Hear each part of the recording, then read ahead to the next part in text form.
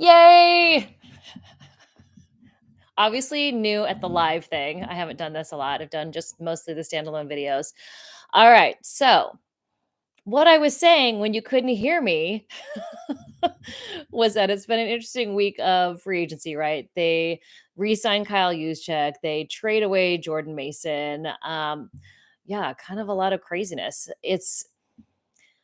I it's hard to make sense of what the 49ers are doing because they say they're going to get younger and less expensive, and then they agree to a 2-year deal with Kyle Juszczyk for $8 million. Now, we don't know what the guarantees are. It could be the first year is only $1.5 million and the rest happens in the second year. So, I mean, maybe it is a good deal for the 49ers. I don't think they're going to do a deal with anyone at this point that isn't a good financial decision for them. JP Mason, yes, he was the top running back, but I think that also indicates that Christian McCaffrey is ready to go. So Isaac Orendo behind Christian McCaffrey, I think the running back group is going to be fine. And I think they're going to draft a young running back. There are a lot of great ones coming out in this draft. I haven't done a whole lot of draft research, but I know that all the pundits, Charles Davis, Field Yates, a lot of these guys, Daniel Jeremiah said it is a really good group of running backs. And I think the thing about Jordan Mason, I know he had the jugs machine. I know he really wanted to be a receiving back, but the 49ers coaching staff obviously didn't trust him enough in passing situations. Otherwise, he would have had more opportunities. So it's probably a developing thing for him. And I know there were some comments that said, hey, well, why don't they trust him more? Why don't they, give him more opportunities? It's because when you have a guy like Christian McCaffrey, that's what he's out there to do.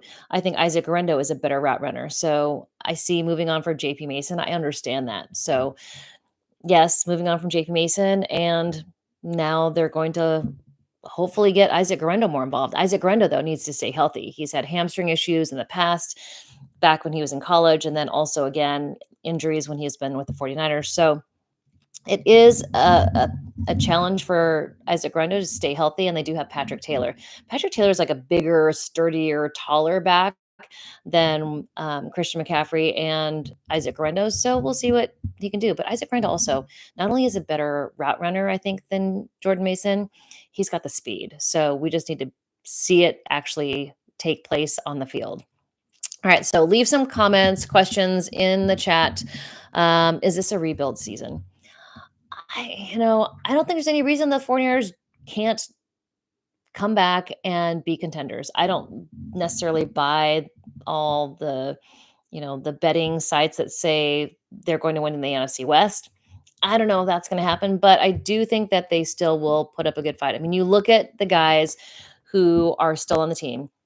You still have George Kittle, Christian McCaffrey, Trent Williams, Fred Warner, Nick Bosa. Hopefully, Brandon Ayuk makes it back. And then you have Brock Purdy. So, along with that, you also have Kyle Shanahan scheming it up. So, I think that gives them an advantage as well. So, I don't know if it's necessarily a rebuild situation, but I definitely think it's a recalibration situation. They have spent so much money over the cap over the last 6 years. In 2017, when they first got there, they didn't spend over the cap. They had that. Yes, I like that, Martin. It's a remodel. They spent so much money over the cap. This is a year where they kind of had to set it back correctly because last year they spent over $80 million, $80 million over the cap. So the cap is 255 last year. It's 280 this year. They spent $80 million over the cap last year. There's $77 million of dead cap money this year. So they've got to rein it in. They're going to have to get young players. And what they really need to do is hit on this draft. If they don't hit on the draft, then it could be considered a rebuild season. Have you watched the film yet on the new free agent linebacker Luke? I think he's going to start the series pretty good. All right. Well, I will go watch film on Luke, the linebacker. It's Luke's and Kyle's. There's a Luke who is a tight end who is going to be a blocking tight end. And there's a Luke linebacker. What position do they draft in the first round? I think it's got to be defensive line. You look at how many guys they got rid of. They got rid of Malik Collins, Javon Hargrave, Leonard Floyd. They kept Yetur Gross-Matos. They kept Jordan Elliott and Kevin Givens they resigned. They've got to go defensive line. If not with the first round, they definitely go defense line in the second round. It is a really good draft of not only running backs, but defensive ends and defensive tackles. I mean, I know Matt mocked Tyler Warren to the 49ers, but since they've picked up a free agent tight end, I just don't think they do it. Tyler Warren, though, is a one of a kind guy. He's a playmaker. I mean, I think at that point, if he's still on the board, you take the best player available and you move and build around them. So, I mean, if Tyler Warren is around at 11, maybe they take him. Let's see. Um, 5 and 12. I don't know. We'll see. Is Patrick Taylor ahead of Isaac Rendo? No. Isaac Rendo is a guy who Bobby Turner, legend in running backs coaching, loves Isaac Rendo. He's got the speed, he's got the hands, he's got the route running. So I really think Isaac Rendo, it's his time to shine behind Christian McCaffrey. Patrick Taylor will be a guy who's a little bit bigger guy. Maybe he's a third down back occasionally, but Kyle Shanahan loves to have Christian McCaffrey out there on third downs because what he does to the defense. You don't know whether he's going to run out of the backfield, catch a pass. Um, Christian McCaffrey is just a do everything player, and he does it all really, really well. Retool. I'll take that. Remodel, retool. Niners must draft a tight end, running back, DL in the deep position. In those deep positions. Well, I think they need to get all of those. So maybe if they can get a top tight end, yes. They could get a backup one a little bit later on, but the difference between Tyler Warren and everybody else in the draft is huge. So if they can get him, I think he changes your offense and what you can do. Maybe 49ers go different personnel, two tight ends. They go 12 instead of 21. It is a possibility. But they definitely need to shore up the defensive line because they got rid of so many guys. I mean, it's Nick Bosa, Jordan Elliott, Kevin Givens, and Yetur Gross-Matos. Now, I think Yetur Gross-Matos didn't get to show what he's capable of last year because he was dealing with a knee injury, that knee injury that happened in the preseason, and he was never really completely right. So I'm sure he got healthy over the offseason, and I would hope that he really gets to showcase what he's capable of. Retool, Niner Gang. Hello. No real improvement on the O and D lines except for Pooney. Last year. Yeah, I mean, Pooney was a really, really good ad. I think Trent Williams, John Lynch said at the combine that he is back and ready to play. Healthy Trent Williams is better than a lot. 99% of the guys out there. Maybe there's a younger guy who may be as good, but Trent Williams, when he's healthy, is the best left tackle out there.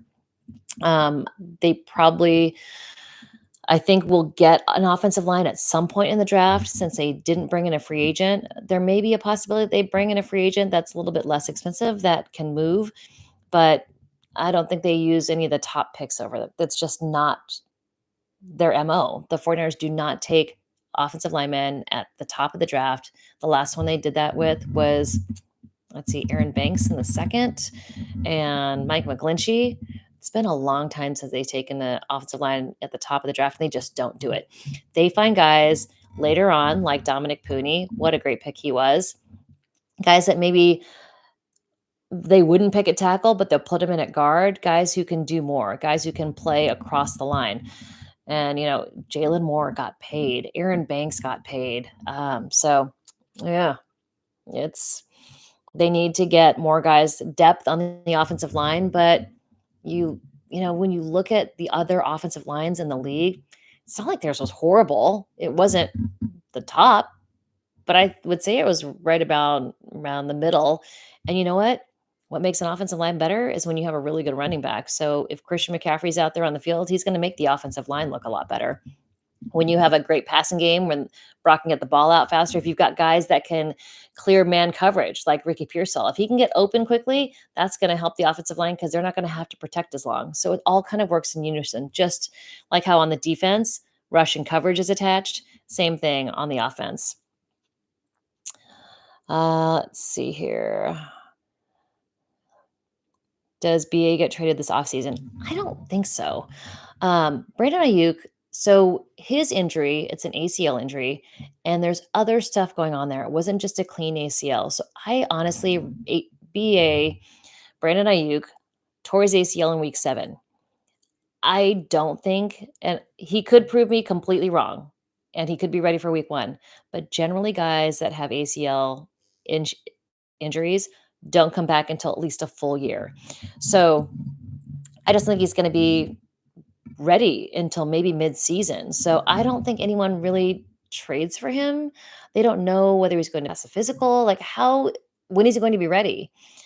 It's a possibility, but I think now that Deebo Samuel has been traded, they hold on to Brandon Ayuk.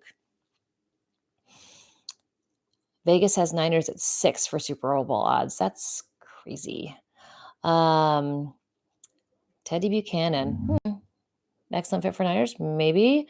10 and 7. Yeah, I mean, that'd be a pretty good scenario. 10 and 7, they make it to the playoffs, maybe wild card. I think they're still going to be contenders. If everybody can stay healthy, I think they will be contenders.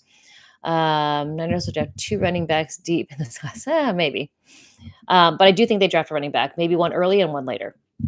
Do you think Shanahan is letting talent lead because he and Lynch are on their way out? No, definitely not. Kyle Shanahan and John Lynch are going to be with the 49ers until they are out of the league. Um, People who I've talked to who are very high up in the organization say the relationship between Kyle Shanahan and John Lynch and Jed York is very comfortable. It's very solid. Jed York does not want Kyle Shanahan to leave.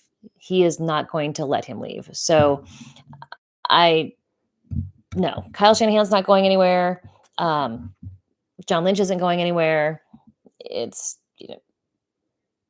they're going to be around. And honestly, hold on, let me say something. There we go. Stop. I'm really new at this. Okay. Stop. There we go. It's covering up my questions. Okay.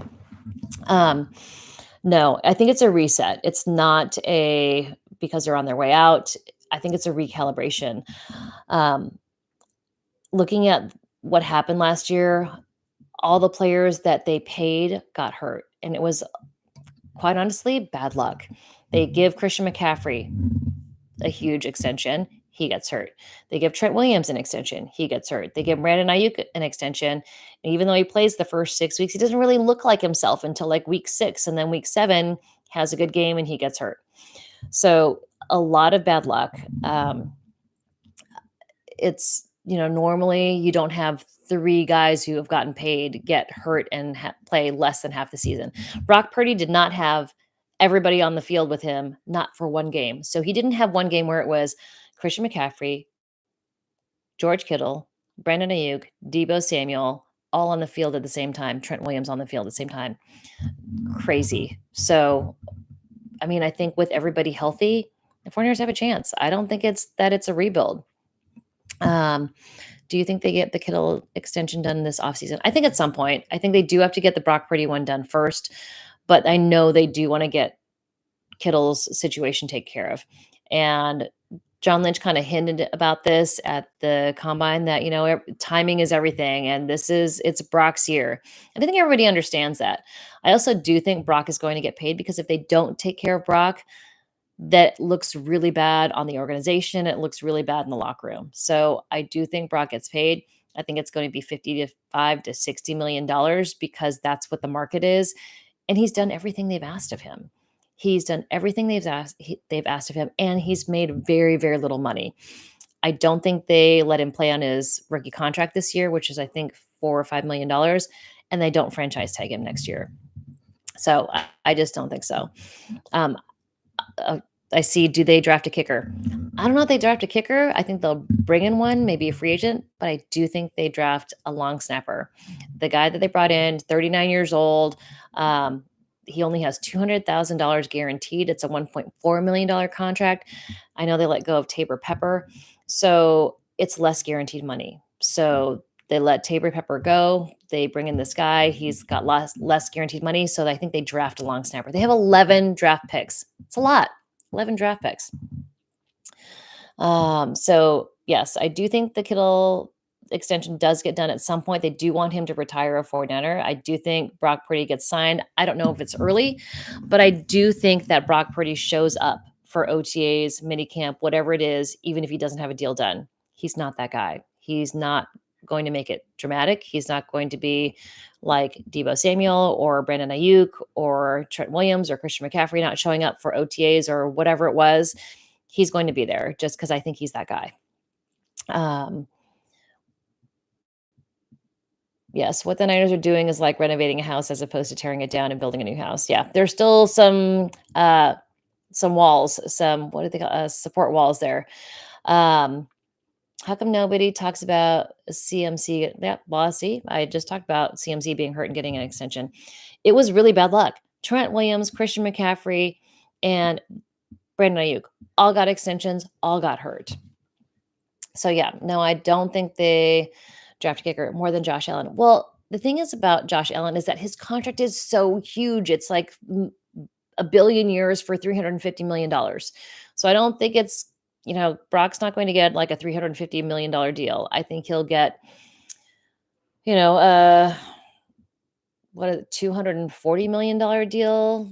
I don't know. We'll see what happens, but it's going to be 55 to 60. If he gets 55, 5 years, 250. I don't know what they do. I think they do a 4 year because he's still got a year left.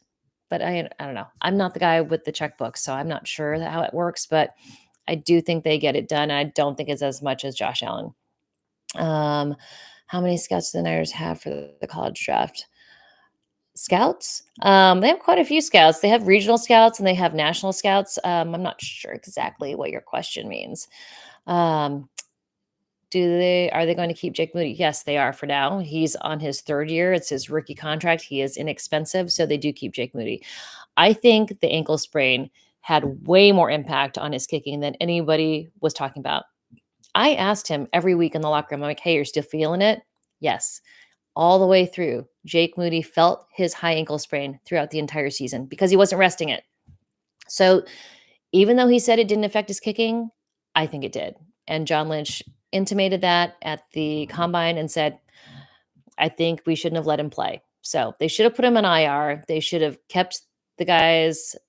I think was it the first guy got hurt throughout his shoulder because he was also tackling on special teams. I think it'll be better also. New special teams coordinator. Obviously, it was not working. They don't seem to want to sign anyone that's too expensive. That is correct. So Jordan Mason got let go for pennies. Yes and no. They saved them $5.3 million on the cap. So they tendered Jordan Mason with a 2nd-round pick. That means he was set to make $5.3 million. Trading him to the Minnesota Vikings, they get rid of that $5.3 million and they get draft picks. They got a 6th-round pick in 2026, but this year they moved from the 6th up to the 5th. And we know how the 5th-round picks are really good for the 49ers. Let's see what else you've got here. Pay the man. Are you talking about Brock Purdy? Yes, they should. We should trade CMC, get as much as we can for him before we can't move him and get no. CMC is one of those one-of-one players. When he's healthy, he is amazing. And I think he's going to be really good. If you go back and watch the game in Buffalo before he hurt his PCL, his knee, he looked like himself. It took him a couple games to get going. And that Buffalo game in the snow, go watch Christian McCaffrey before he got hurt. He looked like himself. I think I texted or tweeted in that game. I'm like, oh, Christian McCaffrey's back. He needed a couple games to get his football legs underneath him after being back from the Achilles issue. So yes, not trading Christian McCaffrey. The fact that they got him and what they gave up to get him, there's no way they're letting him go. Plus, they gave him the extension last year. Let's see. I think we're going to surprise doubters during the draft. If they can draft like they did last year, they're going to be just fine. Every player in that draft last year contributed. You look at Dominic Pooney, Renardo Green, Malik Mustafa, Isaac Guerrero.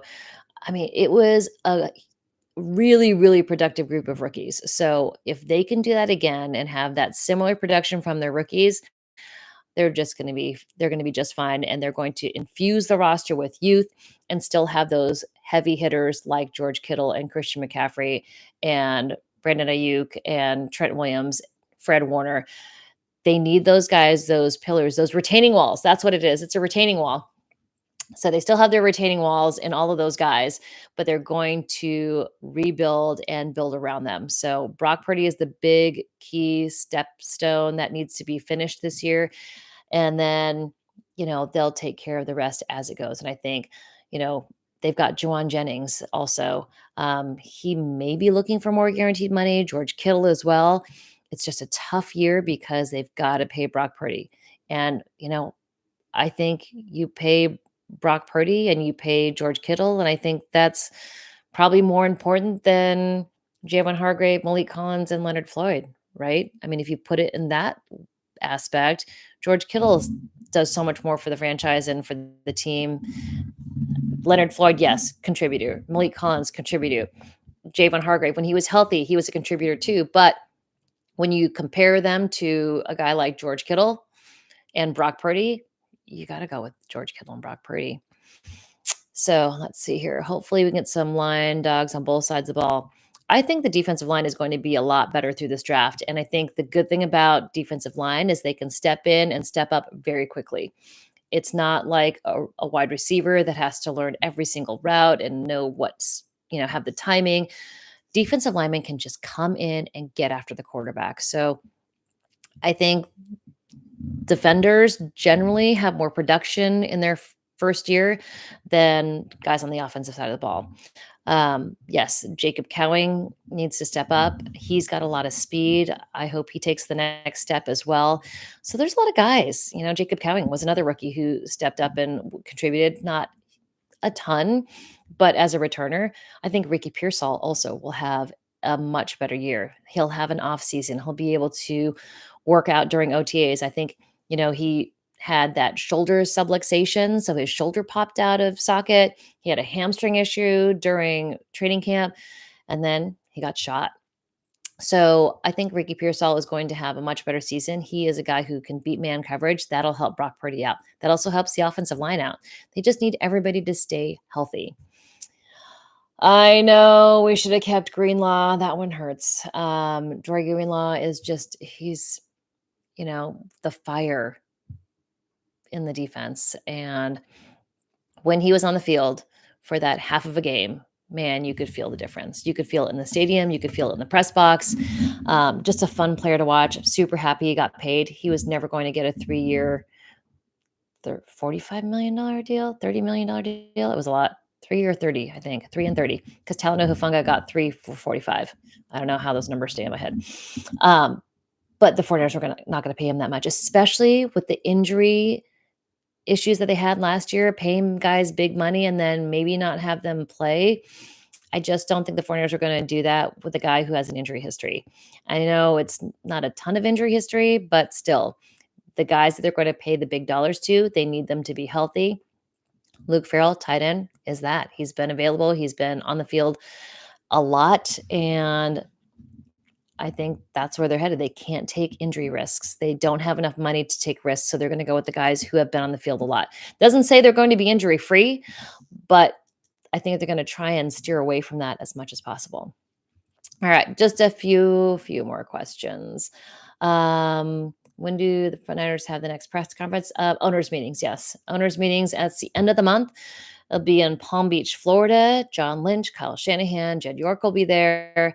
We'll get time sidebar, just the 49ers writers with all three of those separately. GMs talk at breakfast. The coaches talk at breakfast. So one each day. So did I talk about the release or remorse for Juice? Yeah, I did. I kind of opened with the Juice thing. Didn't they lose 3 million cap? No. So I think with Juice, we don't know what the guarantee is. So yes, there is a little dead cap money there, but then they bring him back. It's 2 years at $8 million, but we don't know what the guaranteed money is. So the guaranteed money could be less than what he was scheduled to make this year. The Leonard Floyd thing. Yes and no. What's crazy is that Malik Collins and Leonard Floyd instantly got paid what they were going to make with the 49ers. They released and instantly got paid. So, yeah, they want to reduce the cost, and that was the best way. They feel, and then there's another factor. Robert Saleh is now the defense coordinator. So he sees guys a certain way, and maybe Leonard Floyd, Malik Collins, Javon Hargrave were not guys that he was particularly fond of. He maybe has eyes on somebody else. There's a guy who was on the Jets, Lecky Fotu, a defensive tackle, probably wouldn't be more than $2 million. He's a guy that Robert Saleh knows really well, so maybe that's the guy they bring over. I do think that Robert Saleh does have an influence on who they are keeping on the defense. He wanted to keep Dre Greenlaw, but it was just too pricey. So let's see. What else do we have here? Greenlaw is history moving forward. Yeah, it is. Thank you, SGA. We'll have to chat. Let's see. What else do we have? I thought keep Floyd, but let Matos go. Leonard Floyd did what he has done in the past with the 49ers, and it must be that Robert Saleh sees something in Yetur Gross-Matos. I have to tell you, though, in training camp last year, the guy who got off the ball the fastest was Yetur Gross-Matos. I was like, who's 94? Oh, wait, who's 94? He was the first one in the backfield repeatedly, and then it just sucked because he got that injury versus the Raiders in that preseason game. So I think you'll see a lot more from him this year. SGA Sports Talk, you would like to have me on your channel. Well, we can talk about that. We'll see. Let's see. Any other questions? We have to hit on at least 8 picks in the draft or we are doomed. Sorry, I don't think we're doomed. And I don't say we, I say they, because I'm a reporter and I cover them. So I'm not part of the team. I don't work for the Niners. So there is a possibility they trade back. There's also a possibility that they trade forward. I don't think there's been a draft where the 49ers have stayed put on all of their picks. They have 11 of them. So they may try to combine them and get more up, in higher draft picks. So more picks, less picks, but higher. They could also trade back and get more picks. I don't know. The thing with more picks is that they have to pay them. But we'll see what happens. So, all right, everybody. I'm going to call it a night. It's been a half an hour. So if you guys like this whole live chat thing, we'll do it again soon, maybe later on this week. All right. Hope you guys are all well and happy St. Patrick's Day. Be safe out there. And I'm going to get ready to go to bed because I'm like that. Hope you all are well. Good night.